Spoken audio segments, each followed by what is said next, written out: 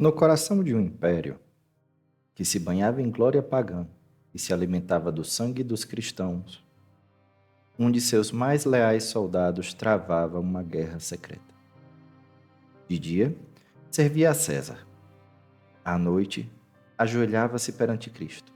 Entre as fileiras dos santos mártires, poucas histórias ressoam com tanta força como a de São Sebastião, um dos mais venerados da Igreja Católica e um farol de fé que brilhou no epicentro de um mundo hostil. A sua vida foi um testemunho extraordinário de que a lealdade a Deus podia florescer mesmo sob o olhar vigilante dos imperadores. Convidamos você a conhecer a história do homem que serviu a dois senhores, mas que deu a sua vida por um só Deus. Sebastião viveu uma vida dupla, equilibrando a sua devoção a Cristo com os seus deveres como oficial de alta patente na corte dos imperadores Diocleciano e Maximiano. Esta posição, no centro do poder pagão, era tanto um perigo mortal como uma oportunidade estratégica de inspiração divina. Ser um cristão devoto, num posto de tamanha confiança, permitia-lhe agir como um anjo da guarda para a comunidade perseguida. A sua competência e dedicação o levou a alcançar o posto de chefe da primeira corte, tornando-se um homem de confiança dos imperadores. Contudo, ele jamais renunciou aos seus princípios. A sua túnica militar, longe de ser um disfarce, era o pretexto da sua autoridade, um escudo que lhe permitia fortalecer a comunidade dos cristãos fiéis por dentro. Sob esta capa, Sebastião movia-se como uma sombra protetora pelas masmorras de Roma, onde confortava os prisioneiros e animava os vacilantes, motivando-os a persistir na fé em Cristo. Prestava auxílio aos encarcerados, preocupava-se com o sepultamento digno dos mártires e, com palavras de fogo espiritual, impedia que a esperança se extinguisse, como fez com os irmãos Marcos e Marcelino, a quem pediu que não trocassem a coroa da eternidade por umas míseras carícias, os confortos que lhes foram oferecidos em troca de renegar ao nome de nosso Salvador. Esta vida secreta de fé e apoio, contudo, estava prestes a ser revelada, selando o seu destino como um dos mais célebres mártires da Igreja. O sucesso de Sebastião em fortalecer a fé cristã não passou despercebido. O aumento significativo do número de conversões e a sua crescente influência como um pilar de resistência para a comunidade acabaram por revelar seu papel como defensor da fé. O próprio êxito da sua missão sagrada foi o que causou a sua ruína terrena, pois a sua ação tornou-se grande demais para ser ignorada pelas autoridades imperiais. Quando foi finalmente descoberto, o imperador Diocleciano, sentindo-se pessoalmente traído pelo homem em quem depositara sua confiança, o confrontou diretamente. As suas palavras, carregadas de fúria, ecoaram no palácio. Sempre te considerei entre os primeiros no meu palácio, e tu escondeste até agora uma injúria contra a minha saúde e contra os deuses. A partir desse momento, Sebastião foi rotulado como desertor e traidor. A fúria de Diocleciano selou o seu destino, sentenciando-o a um martírio que deveria silenciá-lo para sempre, mas que, ironicamente, daria voz eterna à sua fé. É impossível imaginar, nos dias de hoje, tamanha crueldade, mas a punição de Sebastião, até hoje, chocaria aqueles que ouvem sobre ela. A punição escolhida por Diocleciano foi a sagitação, uma execução brutal e pública destinada a transformar Sebastião num exemplo aterrorizante. Contudo, o que foi concebido como um ato de crueldade imperial tornou-se o símbolo eterno da sua resistência e do poder da fé sobre a tirania. Com uma solenidade sombria, Sebastião foi levado ao centro do campo de Marte e amarrado a uma coluna.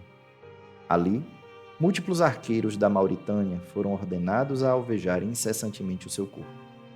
A fúria do ataque foi tal que a Passio Sebastiani, uma antiga escritura sobre a vida dos mártires e santos, descreve a cena como uma imagem avassaladora. Diocleciano mandou que o amarrassem no meio de um campo e fosse crivado de setas pelos soldados. Crivaram-no de tantas setas que parecia quase uma paliçada. Uma paliçada é uma cerca feita inteira por estacas afiadas, e essa era a imagem do corpo do santo. Com o corpo transpassado, os carrascos partiram, deixando para trás o que julgavam ser um cadáver. Mal sabiam que tinham sido apenas coadjuvantes para a realização do poder de Deus, o maior milagre de Sebastião e o derradeiro desafio ao poder de Roma. As flechas do império podiam perfurar a carne, mas eram impotentes contra uma vida guardada pelo único Deus verdadeiro. A sobrevivência de Sebastião não foi um mero acaso, mas um milagre retumbante, uma mensagem divina de que o poder de Roma terminava onde começava o poder do céu. Este ato transformou um mártir num profeta vivo, destinado a confrontar os seus perseguidores pela última vez. Os eventos que se seguiram foram um claro testemunho da mão da providência divina. Uma piedosa mulher chamada Irene, ao aproximar-se para recolher o corpo para um sepultamento cristão, percebeu que ele ainda respirava. Com grande cuidado, tratou das suas inúmeras feridas, tendo um papel decisivo na sua recuperação. Uma vez recuperado, em vez de fugir, Sebastião foi movido por uma coragem sobrenatural e retornou ao Palácio Imperial. Posicionando-se num degrau, como uma aparição, ele confrontou os imperadores, e as suas palavras não foram de um suplicante, mas de um acusador enviado por Deus. O Senhor dignou-se ressuscitar-me, para que viesse até vós e vos acusasse dos males que infligis aos servos de Cristo. Este regresso audacioso foi visto como uma afronta intolerável ao poder imperial, levando Diocleciano a ordenar uma segunda e definitiva sentença de morte. A sobrevivência milagrosa de Sebastião e o seu retorno desafiador eram uma ameaça inaceitável à autoridade de Diocleciano. Um homem que sobrevive a uma execução pública e regressa para acusar o imperador não podia ser deixado vivo. Era necessária uma segunda morte, uma que não deixasse qualquer margem para dúvidas ou milagres. Com uma crueldade calculada, Sebastião foi sentenciado à morte por flagelação. Num hipódromo contíguo ao Palácio Imperial, foi espancado à paulada até exalar o espírito. Após a sua morte, o imperador tentou apagar não apenas a sua vida, mas a sua própria memória. Para as autoridades romanas, o corpo de um mártir era a semente de um novo culto, um foco de veneração que poderia fortalecer a fé cristã. Num ato de profanação estratégica, Diocleciano ordenou que o corpo do santo fosse lançado no grande esgoto romano. O objetivo era impedir que os cristãos recuperassem as suas relíquias.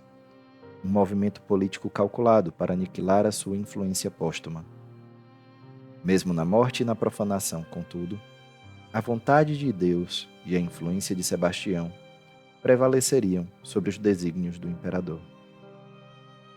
Nos primeiros séculos do cristianismo, as relíquias dos mártires eram pilares da fé, pontes sagradas entre o céu e a terra.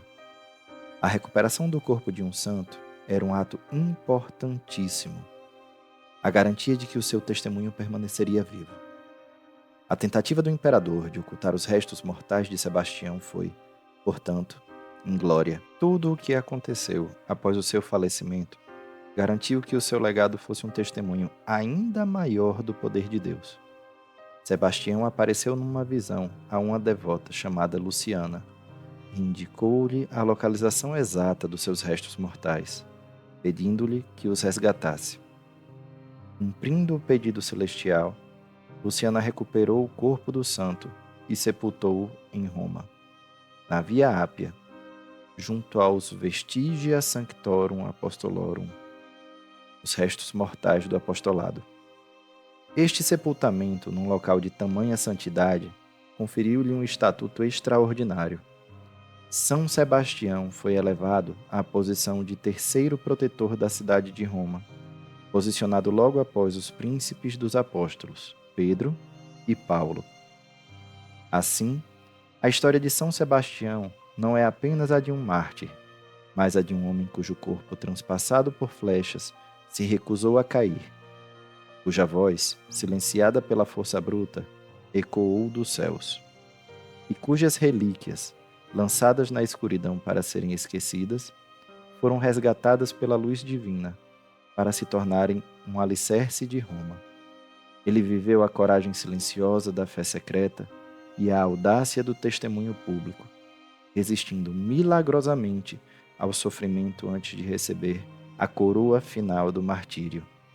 É por isso que a sua história continua a inspirar os fiéis.